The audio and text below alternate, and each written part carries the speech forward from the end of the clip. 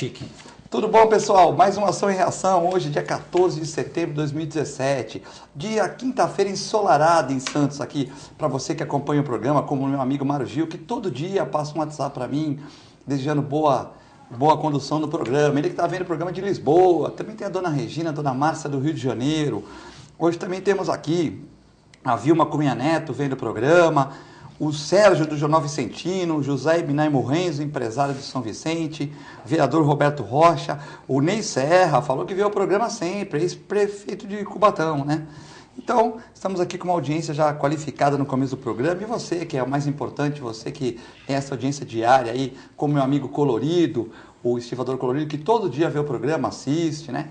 E as pessoas que acompanham pelo canal 11 da NET, ou pelo www.tvcomsantos.com, né? Ou pelo 8 Vivo Fibra. Então você pode acompanhar pelo canal 11 para Santos, São Vicente, Praia Grande, pelo 8 Vivo Fibra também, ou no www.tvcomsantos.com, como faz meu amigo Mário Gil lá de Portugal, né? Hoje temos vários assuntos aqui, a pauta está cheia hoje, né? Educação na UTI, professores fazem protesto, motivo, concurso pode caducar e eles podem perder a vaga.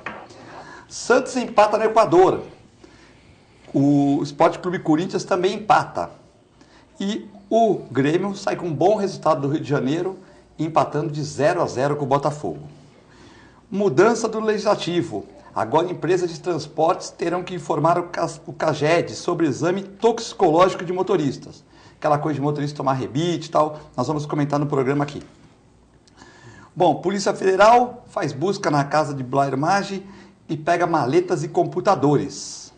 É uma questão também bem importante, essa questão. Bandidagem tecnológica. Bandidos agora atacam com drone em São Paulo. Eles põem drone nas casas, verificam e vão lá assaltar, né?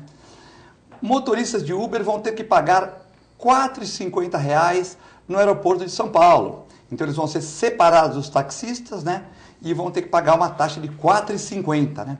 Realmente é complicada essa questão do Uber, Capify, porque o motorista de táxi paga um monte de imposto e tem que adesivar carro, tem que ter carteira profissional. O Uberista, o Capifarista, o 99 não tem essas exigências todas, mas também tem desemprego no país e o governo federal não meteu a mão nessa questão e deixa para os prefeitos resolverem. Aí o prefeito fala uma coisa, 1.200 taxistas reclamam, no caso de Santos. Se fala outra, não sei quantos que estão desempregados, que estão no Uber, tentando ganhar vida, reclamam também. Então é uma questão que eu achei que foi até uma covardia do governo federal, não pôr a mão nessa questão. Ó, pode, não pode, vai pagar imposto, vamos diminuir o imposto de taxista, tal. Essa questão do Uber é sempre muito complicada, né? Sempre bastante complicada, né? E a gente tem hoje para fazer o nosso programa Dr. Armando de Matos e também o Moisés Fernandes. Como é dia par, dia 14, eu vou começar sem distinção nenhuma pelo Moisés Fernandes, também jornalista e comentarista aqui do Ação e Reação. Boa tarde, Moisés, tudo bem? Boa tarde, Filete, boa tarde, doutor Armando.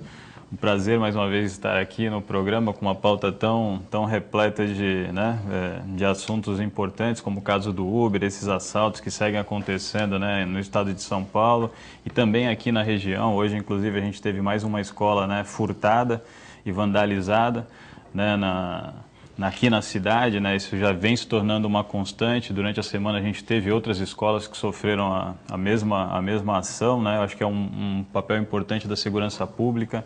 Eu acho que a gente precisa rever. Eu estava até conversando com o doutor Armando, que é um especialista, né, na área, né, que inclusive foi a pessoa que ajudou a armar, né, a Guarda Civil na Praia Grande. E penso que a gente tem que rever um pouco a ação da Guarda, a forma como a Guarda está colocada, a maneira, né, os pontos onde esses carros estão, para que a gente não fique, por outro lado, sofrendo ações de marginais, como ontem aconteceu também no prédio do RH, né, da Prefeitura. Ontem a fiação elétrica foi roubada e os funcionários ficaram sem nenhum tipo de ventilação num prédio de grande circulação, porque lá é feita a perícia, né? Então as pessoas vão até lá. Então são situações complicadas que a gente segue percebendo, né, o aumento da criminalidade, né? Isso não só na cidade de Santos, mas em todo o estado de São Paulo, na verdade por todo o país. Só que eu acho que a gente tem mecanismos e ferramentas para, de repente, de alguma forma diminuir, né, essas questões. Eu não sei por onde você vai começar, vou passar para ti de novo para depois a gente poder... Estamos só na apresentação ainda, agora tem que apresentar o Armando e depois começar o programa. Armando de Matos, tudo tranquilo? Tudo tranquilo, Filete. Um prazer estar aqui com você mais uma vez, com o amigo Moisés, fazendo o programa com ele pela primeira vez. Tenho certeza que o que não vai faltar nessa tarde são assuntos, tanto na parte da segurança pública da nossa cidade, do estado, do país, como também nos assuntos jurídicos, né? Eu estava conversando outro dia com o pessoal lá do nosso escritório, acho que os brasileiros se tornaram verdadeiros rábulas, né? Aqueles que não têm a formação jurídica, mas passaram a conhecer os processos, até prazos, né? Olha, tem 10 dias para apresentar isso e tal, porque a televisão informa e as pessoas passaram a ter um conhecimento muito grande. Mas é um grande prazer estar aqui mais uma vez. Bom, ontem o Lula, vamos começar pelo Lula, tem até uma filmagem aí, não sei se está no ponto. O Lula, ele falou que acusou, né, o Palocci e tal, mas eu achei, agora que não é nem pegando no pé no Lula, tá, mas qualquer criança de 10 anos fala, poxa, mas esse cara não foi ministro da Dilma, o ministro mais importante, quem pediu para ele ser ministro? Foi o Lula. Pois não foi ministro do Lula? Foi. O Lula não declarou que era o cara mais inteligente do PT, mais perspicaz? Agora, você vê, o Lula não é amigo de ninguém, né? Porque o Zé Disseu estava mofando lá, beleza, não é meu amigo, não conheço, tal. O Genuíno também estava mofando lá, teve problema cardíaco, o Lula também não conheço. A mulher do Lula morreu, ela que pagava o triplex, ela que pagava isso, eu não queria aquela porcaria, porque é uma porcaria, eu não queria. Aí ontem ele chega pro Moro, imagine, Armando e Moisés, eu chegar pro Moro e falar, eu posso chegar pro meu filho, porque eu não tenho neto, né? Eu posso chegar pro meu filho e falar que eu fui julgado por um juiz honesto? Eu vou sair de lá preso. O Armando vai falar, até é louco, você foi me levar. Aí eu vou chegar pro juiz aqui, primeiro, olha, eu posso falar pro meu netinho que eu fui julgado por um juiz honesto? Quer dizer, é complexa a questão, né? Mas o Moro, ele tem uma expertise, né? Ele é calmo, tranquilo, né? Fala, não, isso não é pertinente a você, mas você pode falar pro seu netinho sim. Agora, o Lula, ninguém é amigo dele, o Palocci agora virou... o Palocci é um cara que inventa as coisas e tal. Mas ele que indicou o Palocci para Dilma, ele não percebeu isso antes, que o Palocci inventava números, porque foi ele que indicou para Dilma. Quer dizer, ele demorou todo esse tempo para saber que o Palocci é uma pessoa que, segundo ele, é ruim. Essa questão, né, eu acho que quando a gente entra na política macro, de fato a gente fica muito preocupado com os destinos, né, com o rumo do país, né. Hoje mesmo eu estava chegando aqui à televisão, eu não sei se vocês conhecem o Oscar Maroni, né, que é o dono do Bahamas, né, que é eu não sei qual a melhor palavra para usar para me referir ao tipo de negócio que ele tem, né? Mas empresário da noite. Ele mexe com, assim, para a gente deixar explicado para as pessoas, com prostituição, né? Assim, de alguma forma, né? Ele tem lá e ele está se colocando como pré-candidato a presidente do Brasil. Então eu acho que quando a gente chega no ponto onde a gente chegou com a política nacional, quando a gente chega nesse descrédito absurdo, né? E quase que unânime, né, em relação às pessoas que estão, né, isso é culpa de quem está, né, dos políticos que aí estão, né, porque foram eles, né, não foi de agora, não é desse último mandato, a gente fala de 30, né, 40 anos aí que a gente vem de uma política onde as pessoas vêm sofrendo, vêm sendo sucateadas, vêm perdendo direitos, perdendo salário, né, quando você pensa num salário mínimo no Brasil de R$ 937 e você imagina que uma faculdade no Brasil, uma boa faculdade, você paga pelo menos R$ 1.500, alguma coisa está errada, né? Porque quando a gente observa o modelo na Europa, em outros lugares, a realidade é completamente diferente. Então a gente tem essas distorções, eu vejo pessoas repetindo situações como se fossem verdade, como no caso do Lula. Agora você pega o advogado do Lula dizendo que ele é inocente.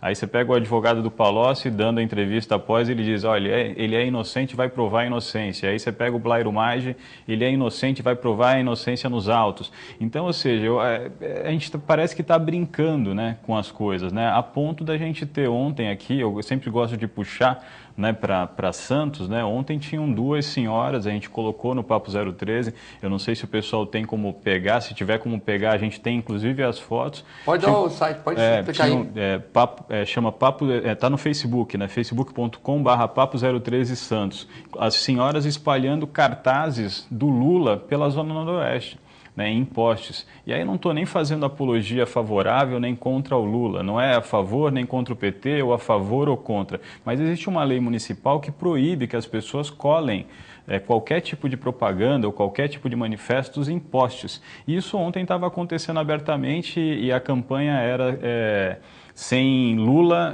na campanha, algo mais ou menos assim, sem Lula na campanha não vai ter, como se fosse assim, não tem sentido o Lula não participar da eleição, isso é como se fosse uma espécie de golpe. Então a gente está chegando num momento onde a gente precisa repensar o modelo, né? A gente precisa repensar as coisas no país, a gente precisa repensar a forma como...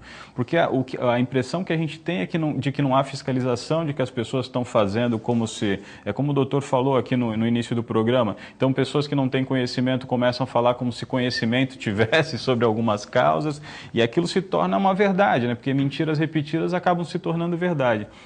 Então, eu acho que a gente precisa repensar esse modelo, acho que a gente precisa governar o país, governar a cidade, o estado de São Paulo com seriedade. Eu acho que não dá mais para a gente ficar fazendo promessas, como a gente vê pessoas prometendo coisas novamente e depois a gente sabe que isso não vai ser cumprido. Agora, recentemente, num evento aqui na cidade de Santos, a gente teve autoridades falando novamente na ponte ligando Santos ao Guarujá.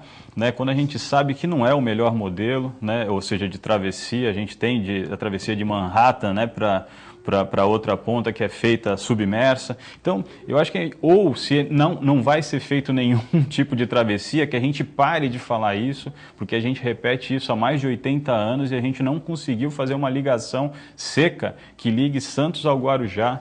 Então, eu acho que as pessoas estão ficando cansadas e isso é muito perigoso. Por quê? Porque dá margem para pessoas completamente... né, de fora da política, pessoas assim, não de fora da política, porque eu acho que a política pode ser feita assim por empresários, por pessoas de fora da política, mas a gente dá margem para aberrações como essa do Oscar Maroni, que qualquer um que procurar na internet vai achar ele com duas mulheres, né, de biquíni do lado dele, se colocando como pré-candidato a presidente do Brasil. E Oscar Maroni que falou que se o Lula for preso, né, eu não conheço lá, mas se o Lula for preso, todo mundo que chegar no Bahamas até meia-noite é tudo de graça. Não as mulheres, é claro, né? As bebidas, tal. Então ele falou, se o Lula for preso, no dia que for preso o Lula, o Bahamas é de graça. Das 8 à meia-noite, fica a madrugada toda rolando com uísque, tudo de graça. Né? Não falou das parceiras, falou só do coisa. É isso, Armando? Ele não falou isso? O Maroni falou, não falou? Eu não sei porque eu não observei nem acompanhei o Oscar Maroni, mas olha que ponto nós chegamos de um sujeito dessa envergadura ser candidato à presidência da República. E não duvido que algum partido desses... acho que ele falou que está tirando sarro, né? Desses tá pequenos... Não duvido não. Que ele saia candidato por algum partido pequeno, até porque ele tem expressão. Uma pessoa conhecida em São Paulo, estado de São Paulo, e até no país mesmo. Uma pessoa muito conhecida e mais, uma pessoa que tem influência. Porque... era uma casa frequentada, já foi dito, ele mesmo falou, as pessoas que frequentavam, falou até alguns nomes, né? Será que esses nomes frequentam mesmo essa casa? Não sei. Ele falou nome de pessoas importantes, falou nome pessoas de várias do judiciário, pessoas. legislativo, Exatamente. executivo. Será falou que frequentam nome, mesmo? e ele gosta de falar, ele tem a língua solta, ele falou. Então, não quero duvidar não que algum desses partidos nanicos o chame para ser o âncora lá, o presidente, ser candidato à presidência. Agora, voltando aqui à terra, né, o nosso problema maior de ontem, que foi um dos problemas, tivemos vários problemas. Aliás, o que não falta hoje para a imprensa é assunto. Tanto da Operação Lava Jato e das operações que a Polícia Federal tem feito, fez uma hoje com relação à educação. Ontem uma que os irmãos Batista não esperavam, que é um crime paralelo que outro juiz inseriu na pauta, que é você manipular o mercado financeiro, ganhando com isso. Existe um tipo penal próprio e o juiz federal lá abriu os olhos e decretou a prisão dos dois. Então, com relação a um dos irmãos, existem duas prisões, uma temporária e uma preventiva. Mas o presidente, o ex-presidente, Luiz Inácio Lula da Silva, foi interrogado ontem pelo juiz Sérgio Moro. Eu só farei uma correção aqui, se os colegas de mesa me permitirem, os telespectadores. Esse negócio de processo ser colocado a público em tempo real, isso não é certo. Isso não é certo. Isso não é correto. O processo deveria correr de forma sigilosa. Aquela espetacularização, tanto do interrogado como dos que estão pairando naquele entorno, né? Fazendo parte daquele processo. E, obviamente, aquilo é uma vitrine não nacional, mundial, porque aquilo vai para o mundo todo. Depois você acessa o YouTube, a internet, você consegue, não em tempo real, mas depois você consegue, ponta a ponta, o interrogatório inteiro você consegue acesso. Isso eu não concordo. Como não concordo também... Você não concorda no ao vivo Ou você não concorda? Eu não concordo disso vazar e a sociedade... Mas isso no ao vivo, ou você acha Tanto que faz. teria que ser igual um julgamento normal? Não é que julgamento normal, porque hoje até o STF, existe a TV Justiça, e se você ligar a TV Justiça à tarde na sua casa, você consegue acompanhar em tempo real o julgamento do STF. Não, mas eu só não entendi. Você não é a favor do tempo real? Você acha que poderia liberar hoje ou não poderia Não, liberar? não pode nunca? liberar. Nunca, é só decisão. Processo sigiloso é processo sigiloso. Isso não é reality show. Isso é um processo crime que existe... É porque, logicamente, estão falando lá do ex-presidente, todo mundo quer saber e as emissoras ficam loucas. Mas e eu não querem posso esse entrar, por material. exemplo, se eu quiser ver, por exemplo, for acusado aqui um pipoqueiro de ter matado alguém, eu não posso, de uma certa maneira, nada contra os pipoqueiros. Eu não posso assistir esse programa, se eu quiser ir... Se estiver sob sigilo, não. Tá, mas, por exemplo, se tiver por exemplo, aqui em Santos, tem um júri, eu posso ir lá e assistir, não posso? Você pode assistir, você só não pode filmar. Assistir, você já tem a idade superior a 18 anos. Sim. Você chega no plenário do júri, existem cadeiras livres. O juiz autoriza que pessoas de fora sentem e assistam. Estudantes de direito, estagiários, advogados, serventuários. Quem se interessa pelo Quem caso? se interessar pelo parentes caso. da Familiares, lógico, famílias da vítima, do acusado. Podem sentar ali, desde o preâmbulo até o final dos trabalhos, quando o conselho de sentença termina e lança ali a sentença. Lógico que pode, mas você não pode filmar. Há pouco tempo em São Paulo, pouco tempo não sei que caso exatamente que foi, não sei se foi daquele caso lá dos Nardoni, se não me engano foi esse. O juiz permitiu o áudio, mas não permitiu a filmagem. E eu me lembro, isso foi há alguns 5 anos, um pouco mais, um pouco menos. Ponto. Agora, a espetacularização da justiça, ela não é correta. Agora, voltando ao presidente Lula, ele fez o papel dele, Ele usou a fala do Palocci em seu favor. Né, criticando o que o Palocci disse, falou, a pessoa muito culta, a pessoa que manipula, ele é um médico, ele é muito inteligente. De fato, o Palocci ele é médico, né? Bobo não é, uma pessoa extremamente inteligente. Mas o Lula utilizou essa fala em seu favor para tentar descaracterizar aquilo, a delação que foi feita. Por que foi feita? Porque ele está preso, o Palocci quer sair da cadeia a qualquer custo. Então esse instituto da delação também deve ser visto com ressalvas. Porque a pessoa fazer uma delação presa... Quero ver o sujeito fazer delação solto, sem estar preso. Aí essa delação deve ser levada em consideração. É isso, Filete. Uriel Vilas Boas tem 2 perguntas, mas mais uma brincadeira aqui. Filete, dê uma chance pro Lula, o governo dele foi ótimo. Mas eu não falei que o governo dele foi ruim. Vocês hoje, se a gente fala do Lula, vocês... Veja bem, eu não falei que o governo dele foi ruim. Eu não falei que eu não gosto dele, eu só falei que eu acho ridículo tu ser casado com a tua mulher há 40 anos e falar que ela foi ruim depois. Eu só acho isso. E vai falar, olha, o Palocci está mentindo, eu acho que ele, com medo de ser preso, ele exagerou um pouco, né? Essa delação dele é mentirosa. Tudo bem, agora falar, não, ele consegue falar mentira dizendo que é verdade. Ele ficou 20 anos com o cara lá e não resolveu. Eu só falei isso, eu não falei que o Lula é ruim nem bom. Você entendeu? Eu não falei nada disso. Com o Uriel eu não falei, eu só falei que eu acho ridículo, né? Você ser casado com a mulher há 30 anos, ter filho, construir família e falar que tua mulher era ruim. Pô, se era ruim, por que tu ficou 30 anos com ela? Então eu acho que ela deve ter sido boa, porque se ela criou teus filhos, seus filhos são educados e tal, a mulher não pode ser tido tão ruim. Mas no final o relacionamento esfriou. Bom, então foi 20 anos bom, os 2 últimos anos, por culpa minha e dela, o relacionamento foi ruim. Tal, beleza, acabou. Mas não a vida toda. Então por que você casou com ela se ela era ruim, né? Não estou falando do Uriel, estou falando no caso. Então o cara casou com o Palocci 30 anos, fundador do PT, e agora fala que o Palocci é ruim, que inventa tal. Mas foi ele que pediu para Dilma para o Palocci ser o ministro mais importante. Foi ele que... Então, assim, eu não concordo com isso. Agora, se ele falasse, olha, o Palocci mentiu, eu acho que o Palocci ele não aguenta a cadeia, ele está muito nervoso, tal, o Ministério Público fica em cima de mim, aí tudo bem, ele está se defendendo. Agora, falar de um cara que foi amigo dele 30 anos, líder do partido, eu acho... Agora, eu não falei que o governo dele foi ruim nem bom. Se o Uriel achou que foi bom, parabéns para ele. Eu acho que tiveram coisas boas também, não foi só coisa ruim. Mas deixaram o Brasil numa situação ruim, na minha opinião. Mas é apenas a minha opinião e cada um tem a sua, né? Moisés, vamos falar da segurança. Um abraço para o Uriel Vilas Boas. Tem a segunda pergunta dele, mas essa segunda pergunta vai para o segundo bloco. Segurança na Baixada Santista, né? O Mourão reclama que o número de PMs não é suficiente. Tem a Operação Verão aí que, de uma certa maneira, dá um reforço na segurança. Tem a Operação Delegada, que muita gente concorda, muitos não concordam, que policial na hora de folga, que ele devia estar descansando, de uma certa maneira, da sua labuta diária, que é difícil, ele tem que voltar para trabalhar, mas de uma certa maneira reforça a cidade com pessoas que são do ramo, enfim. Mas a segurança é um problema que, eu já falava que há muito tempo que nós íamos viver nas prisões, não ia poder sair na rua, né? Esse tempo já chegou agora, né? Como o Darcy Ribeiro falou há 30 anos.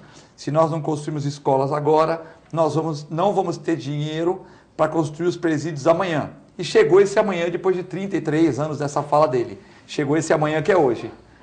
Essa segurança pública, o que a gente pode fazer para melhorar? Como é que você vê esse aspecto aqui na região?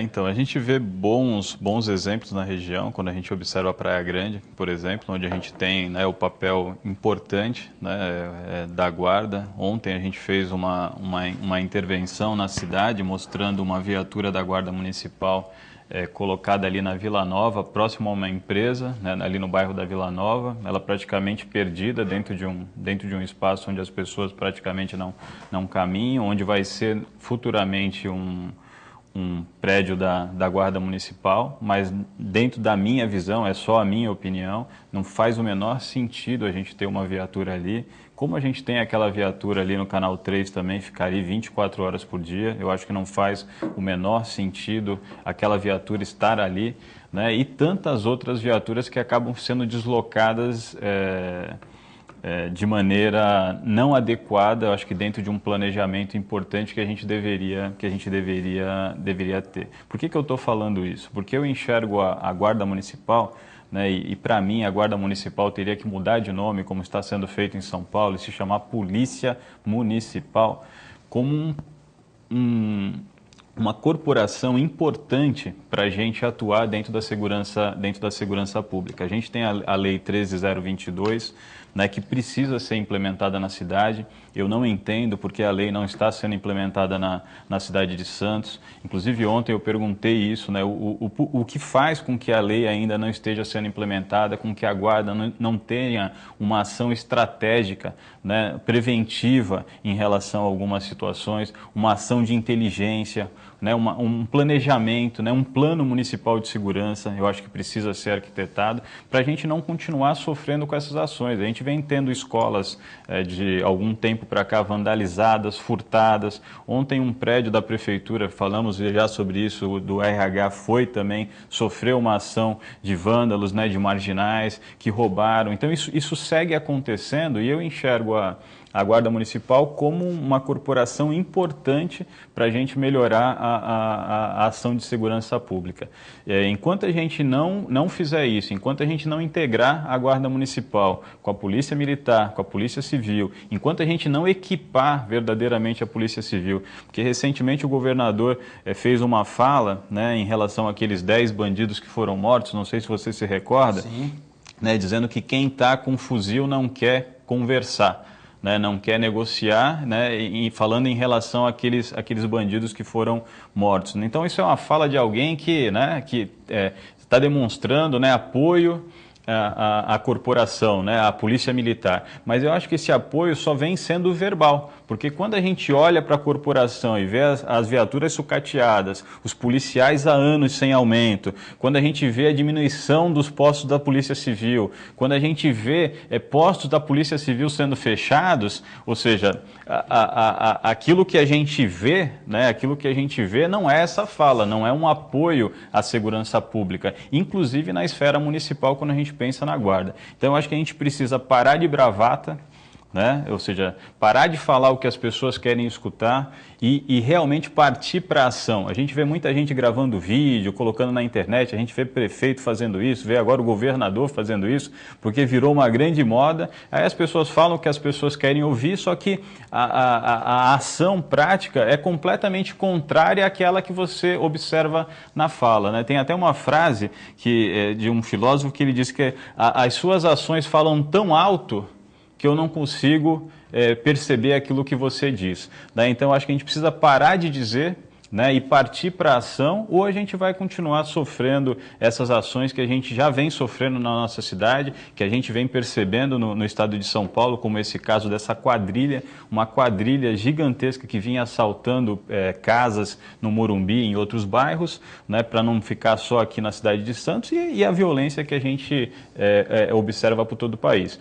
Ou a gente trata a segurança, né, de maneira séria, e aí só pensando na segurança, na pasta de segurança, ou a gente vai ter dificuldades. Aí, fora isso, a gente precisa sim investir em educação, investir em saúde, investir em emprego, investir em uma série de coisas, porque senão também não adianta a gente ficar só construindo presídios, né? Em Santos a gente tem mais de 1.000 prédios públicos, então eu vou precisar contratar mais 1.000 guardas municipais para colocar um em cada prédio? Não, não é isso, né? A gente precisa ter uma ação efetiva, a gente precisa parar essa roubalheira que está acontecendo no país, porque em algum grau, todos esses desvios que estão acontecendo na Petrobras, nas empresas, né, no governo federal, isso tem impacto na educação, tem impacto na saúde, tem impacto no emprego, tem impacto em uma série de coisas, e isso acaba gerando esse aumento significativo da criminalidade que a gente vem observando, não só na cidade de Santos, mas também por todo o país. Armando, essa questão, você que é um advogado criminal aí reconhecido aqui na Baixada Santista, essa questão vem aumentando aqui na Baixada, em todo lugar do país.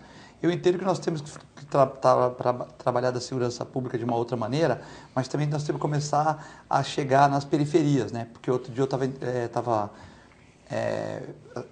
quase dormindo, né? Assisti uma entrevista do Pedro Bial com o Barroso, né?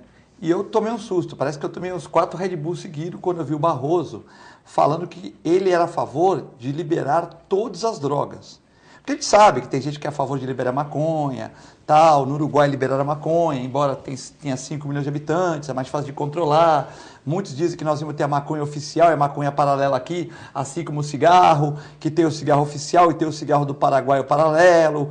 Aí o paralelo é mais barato, mas tem a gatinha que gosta de fumar o gudanzinho, e aí já paga mais caro. E aí o cigarro que na padaria custa 10, 12, o gudan já custa 15, 20, e aí já é um pouquinho mais barato o Paraguai, mas o gudan já é mais caro, o cara já ganha no gudan, aquela coisa toda. Mas o Barroso falou que era a favor de liberar todas as drogas. Eu fiquei, uma pessoa inteligente, um ministro, falei, vou ver o que ele tem para falar. Aí ele falou, eu sou a favor de liberar todas as drogas, porque a nossa juventude, principalmente, segundo ele, a juventude pobre, está sendo aliciada no tráfico. E a pessoa vai fazendo avião, R$200 por dia, 300, um tênis Adidas, um tênis Nike, um tênis Umbro, uma roupinha de marca. Como eles próprios dizem, segundo a entrevista do Jornal Tribuna, maravilhosa, domingo passado, retrasado, 20 páginas, o Jornal Tribuna fez um diagnóstico da nossa região aqui da questão dos menores, da Fundação Casa e tal. E aí, quando ele chega com 18 anos, ele é pego 18, 19 anos, e chega na penitenciária e fala, você quer ficar pelo Estado ou pelo tráfico? Não, quero ficar pelo tráfico aqui, então se afilia aqui no partido. Aí quando ele sai, ele tem que fazer coisas para o partido. Então, segundo o Barroso, não é o Filete que está falando, nem tem essa propriedade para falar. Segundo o Barroso, que é ministro, que está lá em cima, está enxergando tudo da justiça, ele acha que a nossa juventude, principalmente a juventude pobre, está sendo aliciada pelo tráfico, que o Estado não chega lá.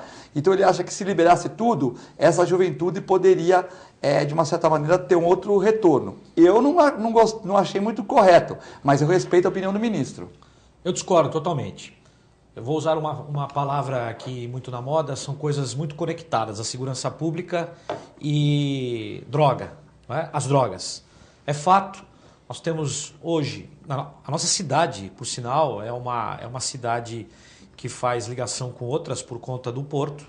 Olhem só a quantidade de entorpecente apreendido tanto pela Polícia Federal, pela Polícia Civil e mesmo pela Polícia Militar. Toda hora nós escutamos agora, recentemente, 1 tonelada, 500 quilos, 200 quilos de cocaína. Essa droga vem dos países aqui da América do Sul, sai por Santos e vão para o mundo, somente para a Europa, que a droga lá é muito cara.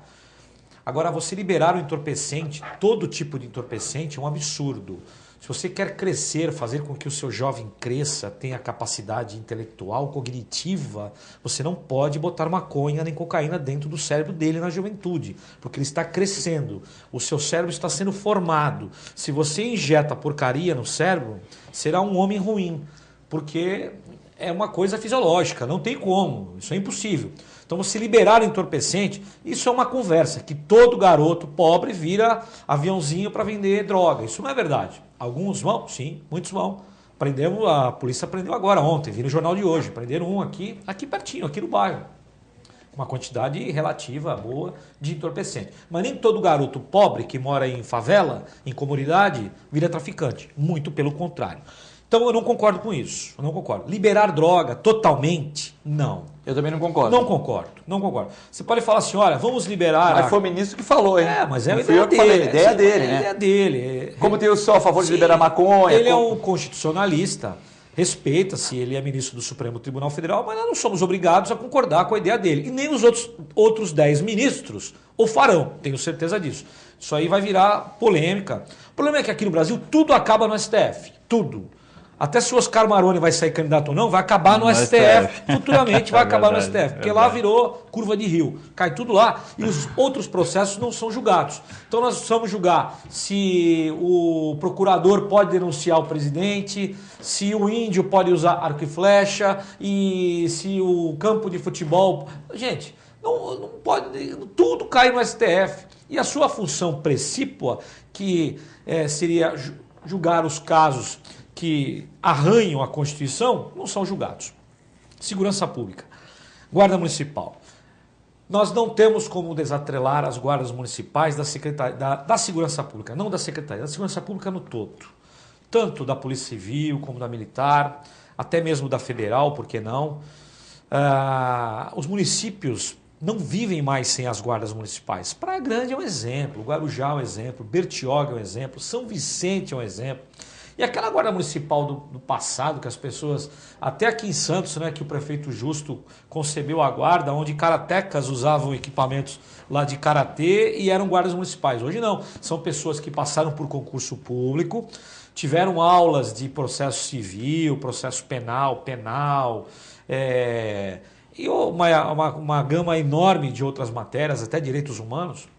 São pessoas preparadas. Eles têm ouvidoria, eles têm corregedoria, eles têm um comando. Hoje o comando obrigatoriamente devem ser guardas de carreira, não podem ser, exceto o secretário de segurança do município, pode ser indicado pelo prefeito, mas os integrantes da corporação devem ser de carreira em virtude da lei que o nosso colega Moisés aqui acabou de falar.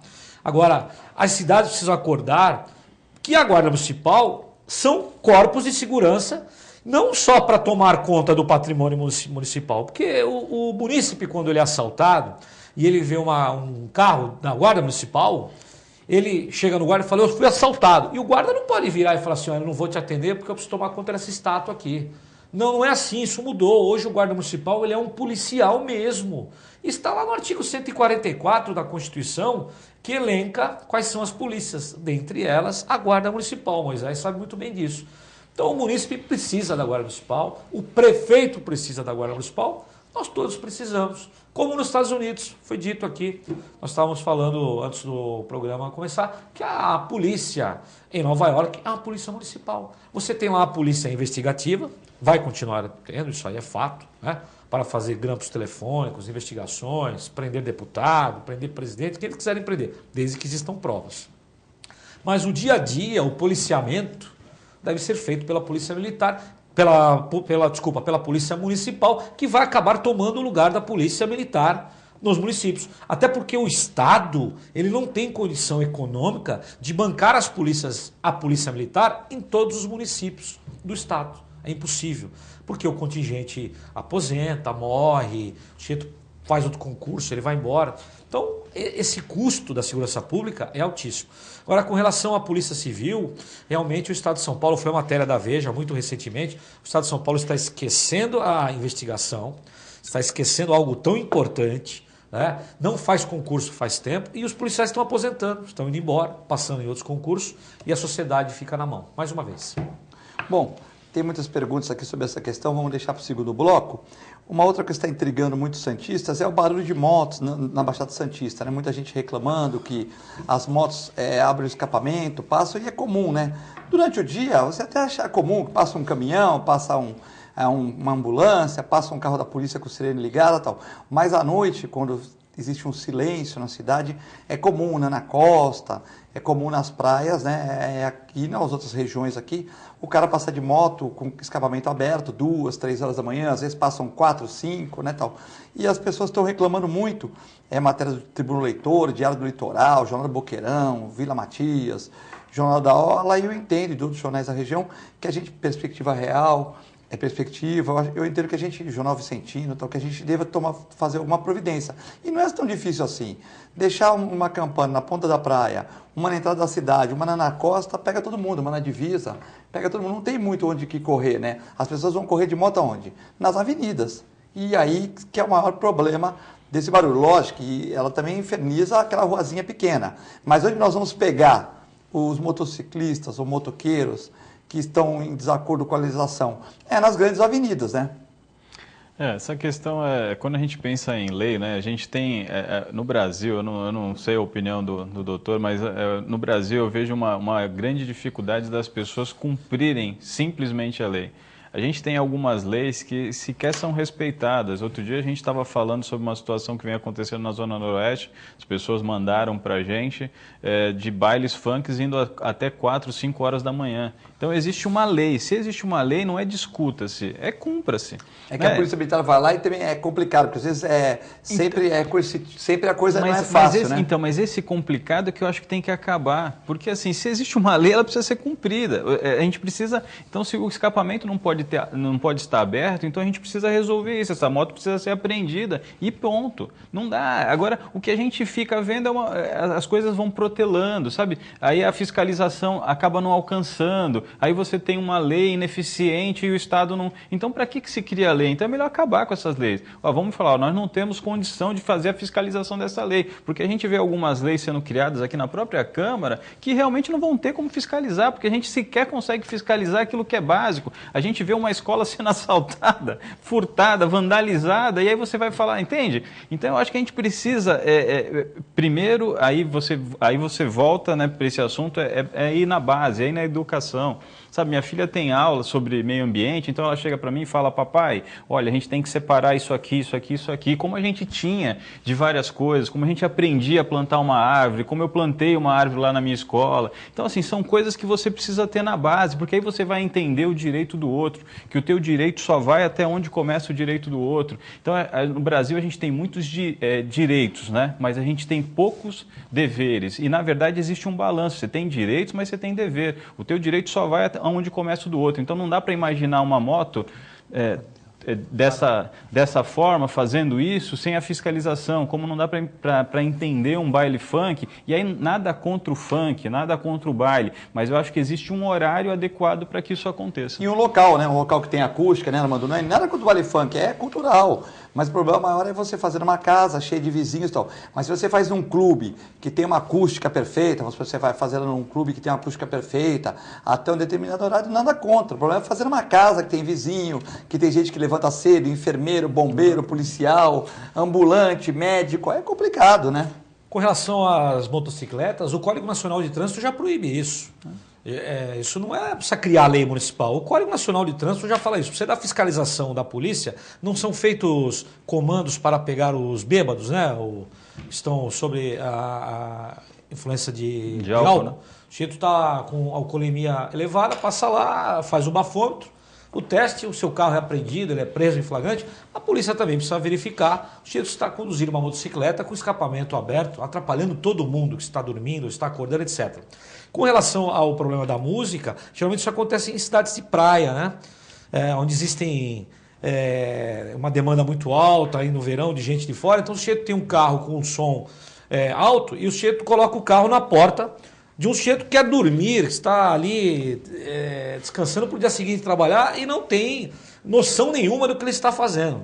A polícia, já existe lei sobre isso também, que a polícia pode fazer intervenção e aprender. E deve aprender mesmo. Bom, nós vamos ao intervalo, sabendo que você pode continuar mandando mensagens aqui para o nosso WhatsApp, 997 11 5545. Já temos uns 15 aqui na fila, vamos ter que dividir as perguntas. Temos também 4 mensagens telefônicas, você pode ligar também por 32 25 6538, 32 25 6538, até o comecinho do programa para que elas possam transmitir as mensagens aqui com críticas, sugestões e perguntas ao Moisés Fernandes e também ao Armando de Matos. É muito rápido, continue com a gente.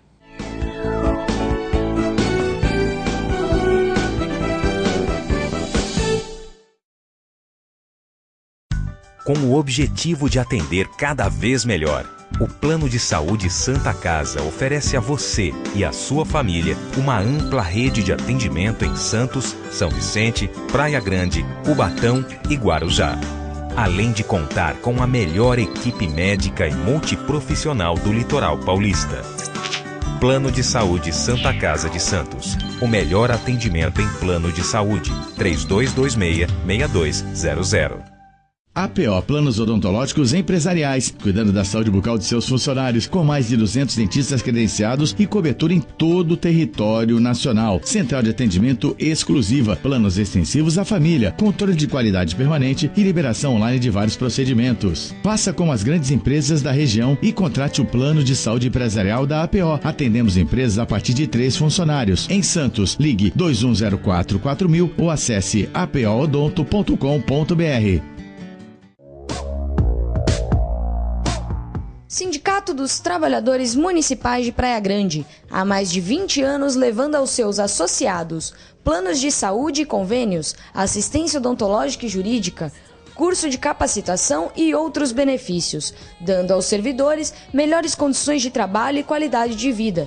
Para mais informações, acesse o site www.sindicatopraiagrande.org.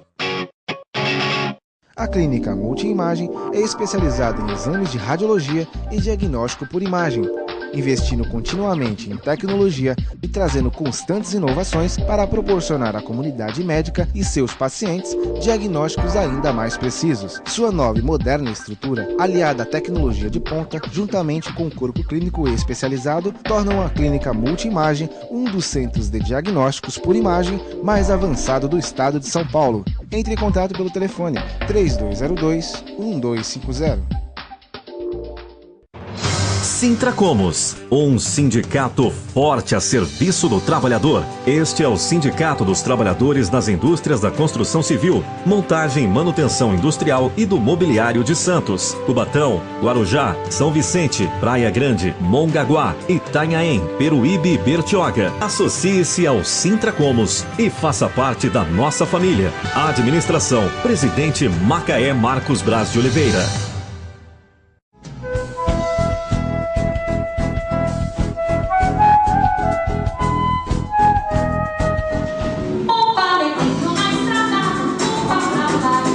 Sábado, 30 de setembro, às 9 da noite, no Teatro Municipal, será realizada uma única apresentação em Santos do show Encantos de Elis, protagonizados pelas cantoras Nádia Soares e Rafaela Laranja. Com músicos da nossa região, o show traz no repertório canções que marcaram a carreira da grande intérprete Elis Regina.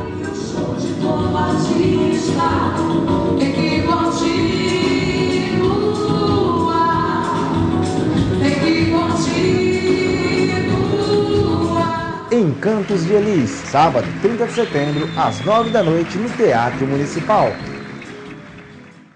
APO Planos Odontológicos Empresariais, cuidando da saúde bucal de seus funcionários, com mais de 200 dentistas credenciados e cobertura em todo o território nacional. Central de atendimento exclusiva, planos extensivos à família, controle de qualidade permanente e liberação online de vários procedimentos. Faça como as grandes empresas da região e contrate o plano de saúde empresarial da APO. Atendemos empresas a partir de 3 funcionários. Em Santos, ligue 2104-4000 ou acesse apoodonto.com.br.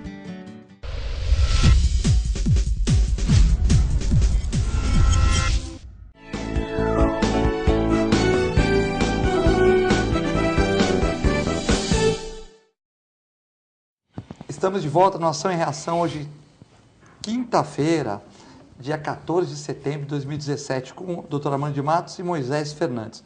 Muitas perguntas aqui, o Alfredo da Encruzilhada está bravo. Discutir com a moça do estacionamento extra. Não discute com mulher, Alfredo. Pô, a mulher a gente tem que tratar bem, pô. Discutir com a mocinha do estacionamento extra, ou de ter uma vaga para deficiente e ninguém toma conta. Ela mandou chamar a CT. porque estava o carro sem cartão de deficiente. É complicado, né, Alfredo? Eu concordo com você, mas o estacionamento é muito grande, né? E uma menina vai tomar conta, o marmanjo fala que não vai parar, vai fazer o quê? Né? Também ele pode ter esquecido o cartão do deficiente também. Às vezes o cara para, naquela pressa esquece. Tem que avaliar, porque às vezes a pessoa esquece, está errado. Mas tem que ver, às vezes você chega lá uma pessoa de idade mesmo, ou esqueceu de pôr o cartão na hora da pressa, também temos que avaliar isso. E o Alfredo tá bravo que o Santos não fez a logística. Não cai nessa história do Ricardo de Oliveira, pô. Ricardo de Oliveira, ele fala muito também às vezes. Falou que o Santos não teve logística. Mas que logística? Não dá para chegar em Guayaquil, não tem voo direto. Domingo, eles jantaram e foram para São Paulo dormir no hotel lá. Você dormiu no hotel? Com ar-condicionado, bacaninha? Todo mundo dormiu. Os caras dormiram no hotel. Na semana passada tiveram 3 dias de folga e na retrasada 3 dias de folga. Você que está escutando o programa teve 3 dias de folga na semana? Ah, feriado. E na outra, você teve 3 dias de folga? O Levi deu 6 dias de folga para os caras. Calma. Aí foi lá. Chega lá em Quito, depois Guayaquil, e não tem transporte direto, só se o Modesto fretasse um avião para lá, você me entendeu? Então não tem. Aí chegou em São Paulo, foi para lá, para o Equador, dormiu lá, depois pegou um ônibus, reconheceu o campo, tá, é complicado, jogou com o Corinthians no domingo e jogou com a quarta-feira lá em Guayaquil, e agora joga com o Botafogo no domingo e com o Equador na quarta-feira. É complicado, mas os caras ganham bem para isso. Agora, não foi logística nenhuma. Foi que o time do Equador desceu a pancada, você entendeu? Tirou o Lucas Lima, porque eles jogaram bem, mas deram pancada pra cacete. Então, tomaram 4, 5 cartões amarelos. É normal. Agora, o jogador não tem que ter mimimi. O Pelé jogava de segunda a segunda e estava aí. É muito mimimi também, entendeu? E outra coisa, o jogador é funcionário do clube. Eu nunca vi um cara do escritório do Moisés ou do Armando falando, poxa, o Armando deixa o ar-condicionado ligado muito forte. Ele vai pra rua, se ele falar isso publicamente. Então, o jogador tem que guardar o comentário interno, fala com o presidente. Não ficar na rua, olha, o meu short estava sujo, a logística foi ruim. Quem que é ele para entender de logística? Não entende de logística, entendeu? Então, cada um no seu quadrado. Agora, eu acho que funcionário do clube, ele é funcionário do clube. Ele não é dono do clube, entendeu? Então, acho que ele, no mínimo, ele errou, devia tomar uma multa de 20%, porque fala muita besteira. Fica quieto, fala com o Levi Transporte, tem o diretor de futebol, o gerente, não vai ficar falando besteira, né? No meu Brasileirão, Filete. Isso. Outro dia eu até falei... Teu Flamengo. Mas no meu Brasileirão, eu até coloquei lá em escala, né? A segurança está com 50 pontos. Que segurança. Né? Então, essa é a minha preocupação hoje no país. Assim, quando a gente pensa, né, a gente vê tanta gente preocupada com futebol. Isso.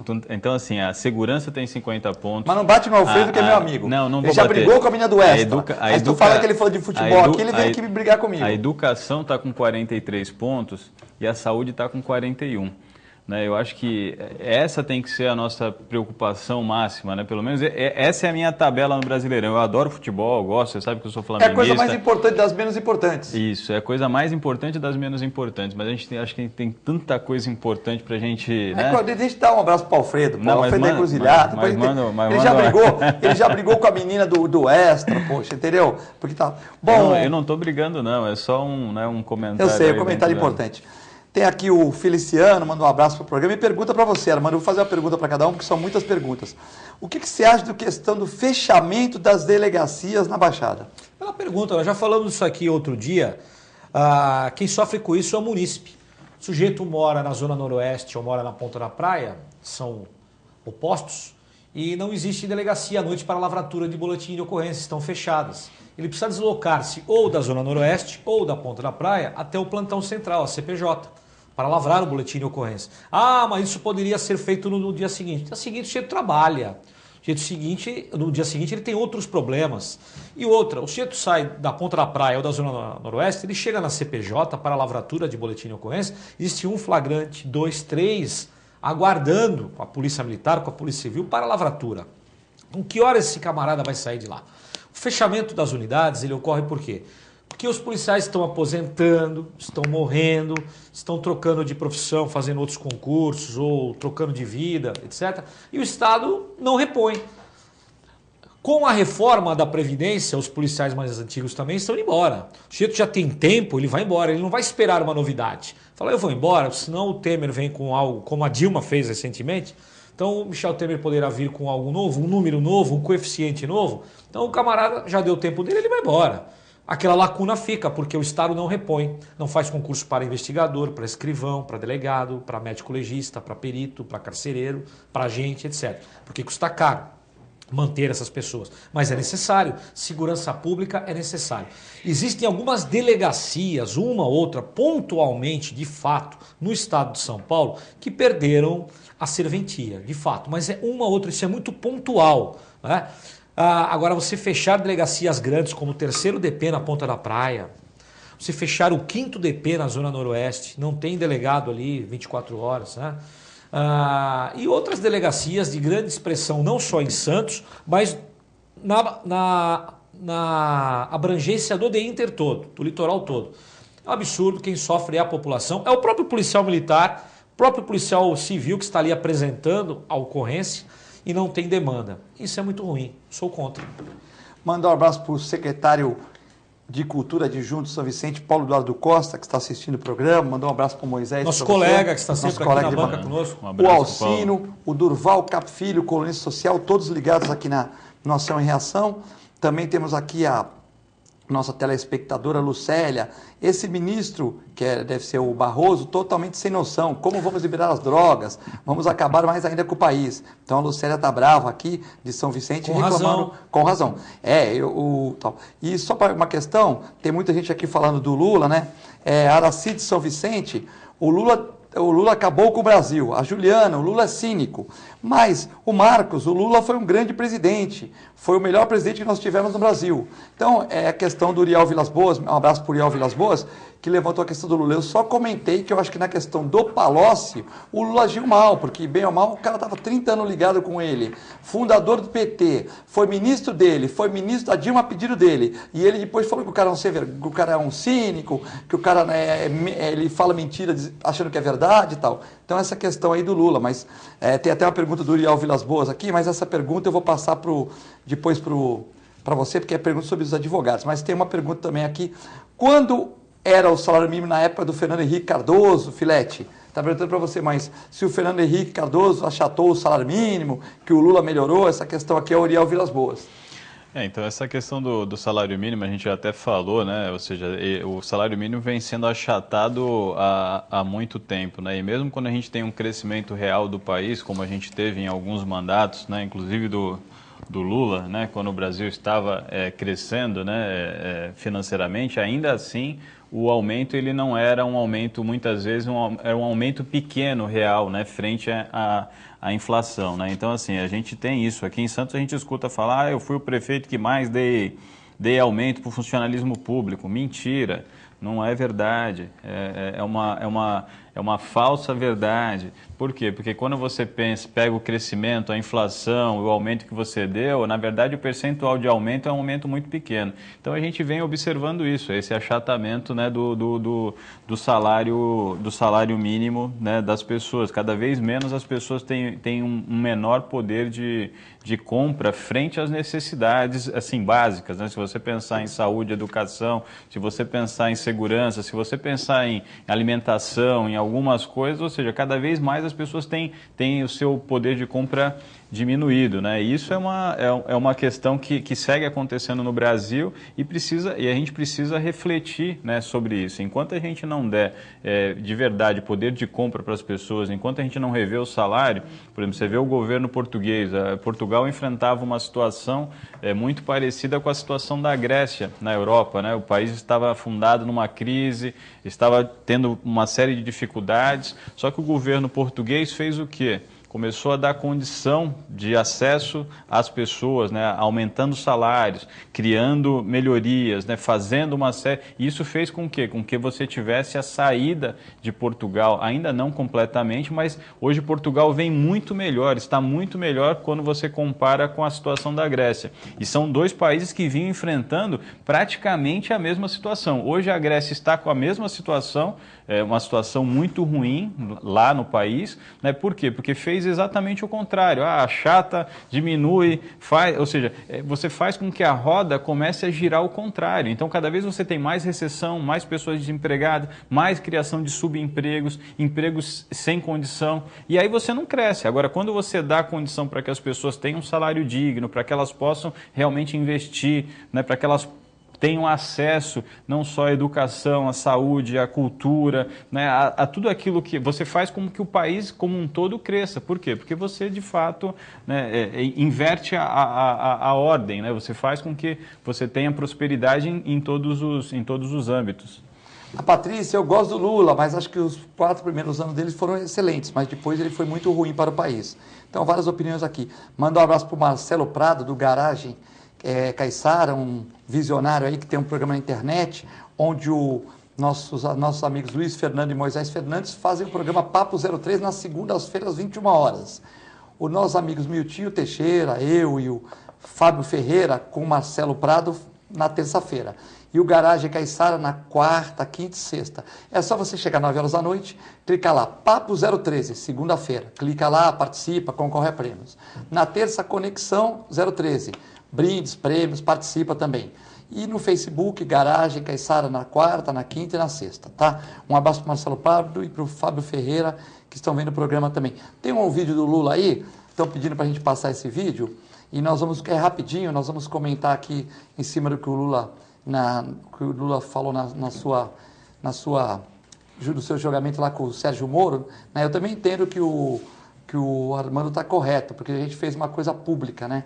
Fez uma questão pública, ou seja, você, de uma certa maneira, viralizar um vídeo de uma questão criminal, né? Fica uma coisa que vai para o mundo todo, fica uma vira um reality show, né? As pessoas veem aquilo como se fosse um filme, como se fosse algo não real. Olha, parece que é uma coisa, um filme. Não é um filme, é o ex-presidente da República sendo julgado e fazendo ali a sua autodefesa. Agora, você veicular isso em praticamente tempo real, não importa se é tempo real ou 2 horas após, não pode. Processo crime é algo revestido de sigilo. Tá pronto o vídeo ou passamos amanhã? E vou terminar fazendo uma pergunta para o senhor, doutor. Eu vou chegar em casa amanhã, vou almoçar com 8 netos e uma bisneta de 6 meses. Eu posso olhar na cara dos meus filhos e dizer que eu vim a Curitiba prestar depoimento a um juiz imparcial? Bem, primeiro não cabe ao senhor fazer esse tipo de pergunta para mim, mas de todo modo, sim. Porque não foi o procedimento na outra ação, doutor. Eu não vou discutir a outra ação com o senhor ex-presidente. Se nós fôssemos discutir aqui, a minha convicção foi que o senhor é culpado. Não vou discutir aquele processo aqui. O senhor está discutindo lá no tribunal e apresente suas razões no tribunal, certo? Se nós fôssemos discutir aqui, não seria bom para o senhor. Mas é porque nós temos que discutir aqui. Não vou interromper. Eu vou continuar certo, esperando que a justiça faça a justiça nesse país. Perfeito. Pode interromper a gravação. Armando, você orienta o teu cliente a falar assim com o juiz ou se falar assim, se você chegar para o teu cliente, está defendendo de alguma coisa, e ele falar que na outra ação ele foi um pouco esquisito, o que vai acontecer com o teu cliente? Claro que não, e tenho certeza que o Dr. Zanin, que é o advogado dele, também não orientou. E o juiz Sérgio Moro ficou ali contido por tratar-se de um ex-presidente da República. Isso, em hipótese alguma, aconteceria porque o juiz, tanto o juiz estadual como o juiz federal... Já corta. Aqui são 2 varas federais que atuam na parte criminal, são várias federais, mas que atuam nos procedimentos criminais são 2 só, quinta e sexta. Nunca que um juiz ou uma juíza permitiria que o réu, eu quero fazer uma pergunta. Não, não é. O senhor é que está sendo interrogado, o senhor é que vai responder aquilo que eu determinar a defesa e o Ministério Público. É assim que é feito. É lógico, mas por se tratar do ex-presidente e sabedor de que esse vídeo vai correr no mundo todo, em tempo real ou não, já falamos sobre isso, o juiz ficou contido ali e não falou nada. E o Lula falou que ele quis falar também, né? Quis dizer assim que a anotação não foi muito correto. Quer dizer, ele fez a defesa dele, né? Já fazendo uma campanha, né? É triste você ver um ex-presidente sentado no banco dos réus. Assim, quando você observa que um ex-presidente está sentado no banco dos réus, a gente começa a rever aquilo que está acontecendo no nosso país. Bom, temos que acabar o programa. Queria mandar um abraço. Ainda perguntou aí, o Uriel Vilas Boas perguntou se a OAB deveria se manifestar sobre a nova CLT que vai prejudicar os advogados, na opinião do Uriel Vilas Boas. Vai prejudicar? Vai sim, vai prejudicar e muito. Os advogados que atuam exclusivamente nisso precisarão ter muito mais cautela na propositura das suas ações, porque ao final, em vez de receber, vão precisar pagar. Então, vai sim prejudicar. A Janice está mandando parabéns para o programa. o nosso amigo Nelson Rodrigues no programa, e a Miriam de Praia Grande. O Moisés foi cirúrgico. Essa lei dos fogos não vai pegar, porque não dá para ter controle, quando você for das leis que não pegam. Né? Queria agradecer ao Moisés Fernandes, ao Armando de Matos, não há tempo para mais nada. Desejar uma boa tarde para vocês, um excelente final de dia aí. Reprise às 10h30. Fiquem com Deus e com a nossa extensa programação. Muito obrigado.